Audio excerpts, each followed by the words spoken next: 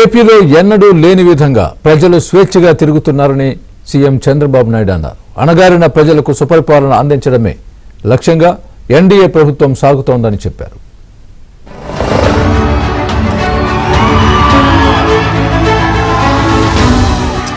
గుంటూరు జిల్లా తాడికొండ మండలం పొన్నెకల్లులో సీఎం చంద్రబాబు పర్యటించారు. అంబేద్కర్ జయంతి సందర్భంగా వేడుకల్లో పాల్గొని ఆయన విగ్రహానికి పూలమాలలు వేసి నివాళులర్పించారు.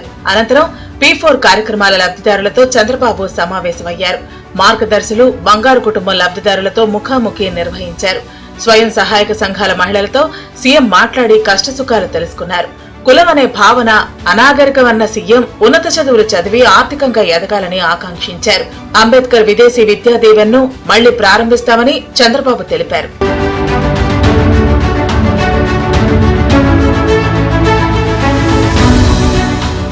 భవిష్యత్తులో రాజధాని అమరావతిలో దేశంలోనే ప్రతిష్టాత్మక విద్యా సంస్థలు రాబోతున్నాయని, వీటి ద్వారా మెరుగైన విద్యను అందుకోవాలని సీఎం విజ్ఞప్తి చేశారు. దళితులకు తెలుగుదేశం పార్టీ ఎప్పుడూ అండగా ఉంటుందన్నారు. ఏపీలో అణగారిన ప్రజలకు సుపరిపాలన అందించడమే లక్ష్యంగా ఎన్డీఏ ప్రభుత్వం సాగుతుందన్నారు.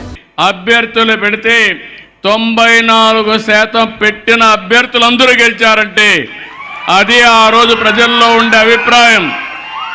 ఈరోజు ఈ రాష్ట్రంలో మళ్ళా ప్రజాస్వామ్యాన్ని పునరుద్ధరించడమే కాకుండా ఈరోజు రాష్ట్రంలో నష్టపోయినటువంటి రాష్ట్రాన్ని పునర్నిర్మాణం చేయాలనే ఉద్దేశంతో ఆ రోజు తెలుగుదేశం అదే మరిగా మిత్రుడు పవన్ కళ్యాణ్ గారితో కలిసి జనసేన అదే మరిగా బీజేపీ 3 పార్టీలు పొత్తు పెట్టుకున్నాం. ఈరోజు ఎన్డీఏ ప్రభుత్వం ఉంది. నేను గర్వంగా చెప్పగలుగుతున్నాను, 10 నెలల్లో మనం ఊహించిన దానికంటే మెరుగైన సుపరిపాలన ద్వారా అనేక కార్యక్రమాలు చేశాం. మరోవైపు ముఖ్యమంత్రి చంద్రబాబు ఓ దళిత కుటుంబానికి ఊహించని ఆనందం పంచారు. గ్రామంలోని ఎస్సీ కాలనీలో పర్యటించిన చంద్రబాబు అక్కడ ప్రవీణ్ అనే యువకుడి మెకానిక్ షెడ్ సందర్శించారు.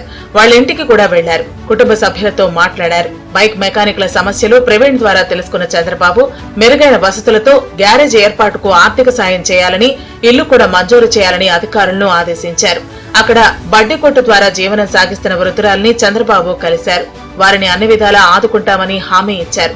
ఆ తర్వాత బంగారు కుటుంబం లబ్ధిదారుడి కుటుంబాన్ని కలిశారు. వారి స్థితిగతులను అడిగి తెలుసుకున్నారు చంద్రబాబు.